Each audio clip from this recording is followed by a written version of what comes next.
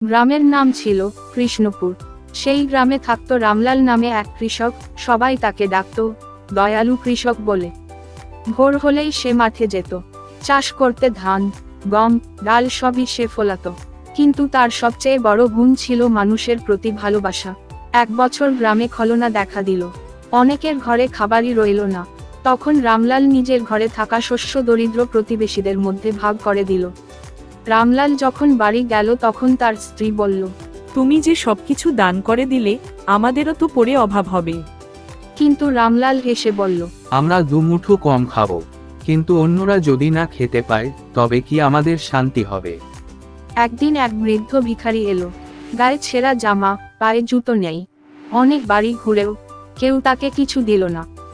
শেষে যখন রামলালের সাথে রাস্তায় দেখা হলো, ভিখারি রামলালকে বলল, বাবা, আমার খুব খিদে পেয়েছে, আমাকে কিছু খেতে দিবা? নিশ্চয়ই, চলুন আমার বাড়িতে, আমার বাড়ি এই কাছেই আছে, চলুন আমার সাথে। তখন ভিখারি রামলালের সাথে রওনা দিল। রামলাল ভিখারিকে বাড়িতে নিয়ে এলো। রামলাল তাকে খাওয়ালেন, জামা দিলেন। ভিখারি খাওয়া শেষে আশীর্বাদ করে বলল, আশীর্বাদ করি তুমি শুধু মানুষের নয়, ঈশ্বরের কাছেও প্রিয় হয়ে থাকবে। আমি তাহলে এখন আসি, ভালো থেকো, সুস্থ থেকো তোমরা।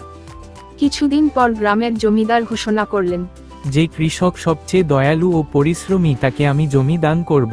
সবাই একসাথে রামলালের নাম বলল। জমিদার খুশি হয়ে তাকে 10 বিঘা উর্বর জমি দান করলেন। রামলাল সেই জমি থেকেও ফসল ফলিয়ে দরিদ্র মানুষদের সাহায্য করতে লাগলো। গ্রামের মানুষ হাসি খুশি হলো। সবাই বলল, ভালো মানুষকে শেষ পর্যন্ত ঈশ্বর পুরস্কৃত করেন। রামলাল তার ছেলে ও মেয়েকে সব সময় বলতো, সন্তানরা, জমি, ঘর, ধন একদিন নষ্ট হয়ে যাবে, কিন্তু দয়া আর ভালোবাসা কখনো নষ্ট হয় না। মানুষের মনে জায়গা করতে চাইলে সৎ আর দয়ালু হতে হবে। এভাবেই রামলাল পুরো গ্রামে আলো হয়ে উঠেছিল। তার দয়া আর সহানুভূতি মানুষকে শিখিয়েছিল, দয়ালু মানুষ শুধু নিজের জন্য নয়, পুরো সমাজের জন্য আশীর্বাদ।